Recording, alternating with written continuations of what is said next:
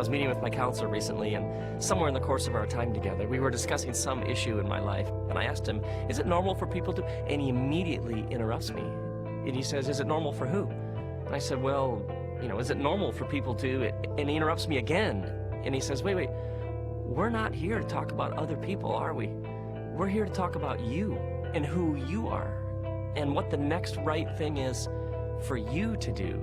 So the better question is it normal for you? Now there's a story in the Bible about a man named Jacob who wrestles an angel. Now the scriptures aren't exactly clear who he's struggling with, whether it's actually an angel or whether it's a man or some sort of divine messenger, but they struggle hour after hour by the side of a river. And at daybreak, the man says to Jacob, let me go. And Jacob says, I will not let you go until you bless me. And the man says, well, what is your name? Now this question has a bit of history to it. When we meet Jacob much earlier in the story, he's trying to deceive his father into thinking that he's actually his older brother Esau, because in that culture at that time, the father would give the older son a blessing. And now their father is blind, and so he's disguised himself as the older brother. And their father Isaac, he senses something is not right.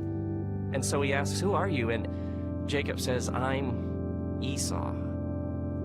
When we first meet Jacob in the story, he's trying to be someone else. Now his older brother Esau finds out what he's done, and he's furious, and he threatens to kill him. And so Jacob leaves, and he's on the run. Now in the ancient Near East, your name was more than just words. Your name was identity. Your name was reflective of your character, your substance. I mean, the very fiber that made you, you. Your name told who you are. So when this man asks Jacob, what is your name? The real question he's asking him is, who are you? I mean, how much of our pain comes from not knowing how to answer that question? Soon after his resurrection, Jesus is having a meal with his disciples, and he's talking to one of them, Peter, about Peter's responsibility to lead Jesus' followers after he's gone. And Jesus says to Peter, he says, Peter, feed my sheep, which is a way of saying, take care of my church. Jesus gives Peter this calling, this task, a vocation, something to do with his life. And then Jesus says to him, Peter, follow me. And what's Peter's response to the sacred, holy moment between the two of them? Peter looks at one of the other disciples and says, well, what about him? And Jesus replies, what is that to you? You follow me.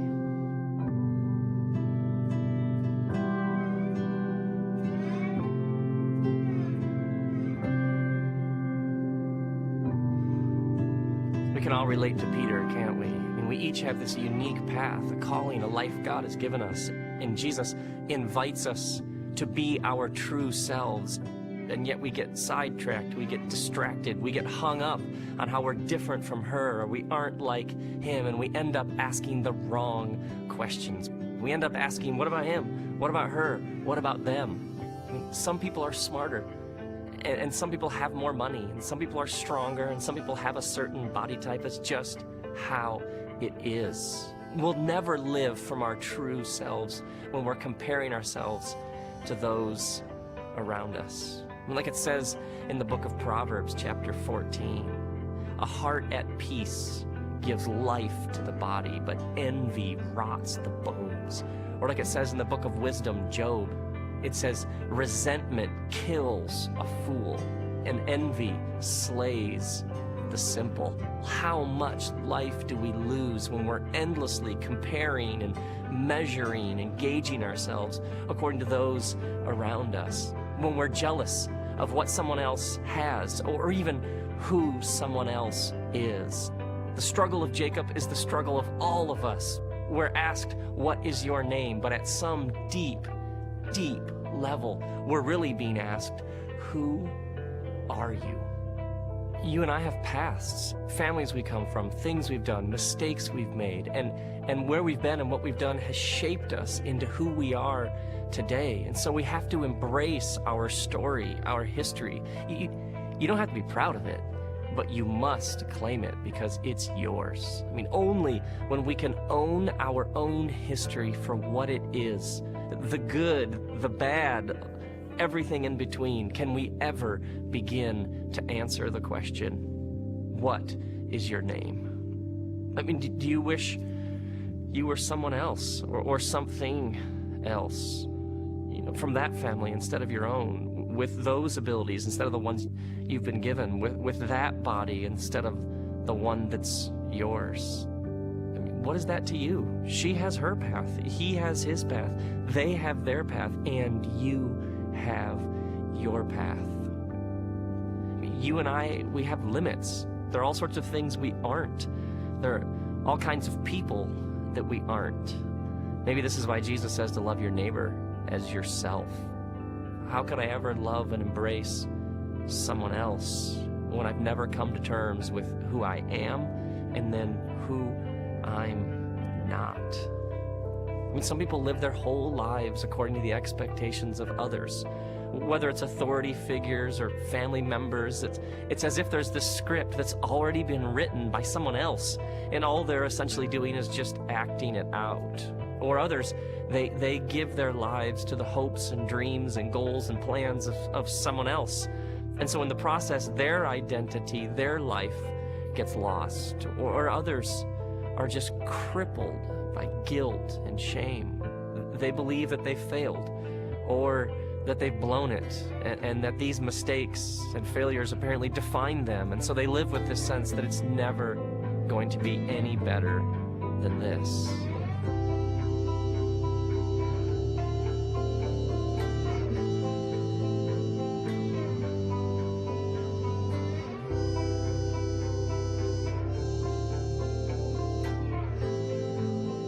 If you need spiritual direction, if you need counseling, if you need a fresh perspective, if you need the wisdom of a mentor or the words of trusted friends, get it, ask for it, because there's nothing more important. There's this moment by the side of the river as the sun rises and Jacob faces this man who's asked him the question, "What is your name?" And Jacob answers him, "I'm Jacob." He's struggled and he's been broken and he's done pretending. He isn't trying to be Esau or anyone else. Jacob has wrestled and overcome. Jacob is ready to be Jacob. He's okay with the life God has given him.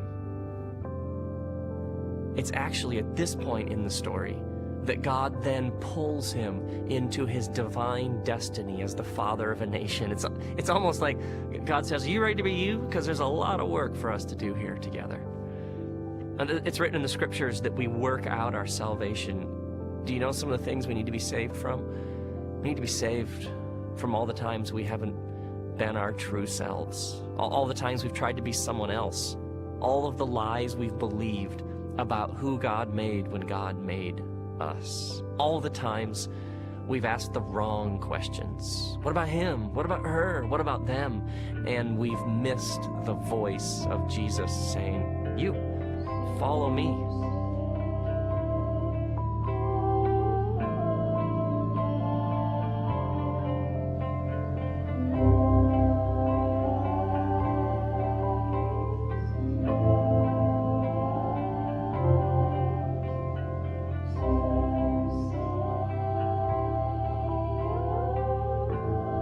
So may you do the hard work of the soul to discover your true self. May you find your unique path, the one God has for you. And in the process, may you find yourself comfortable in your own skin.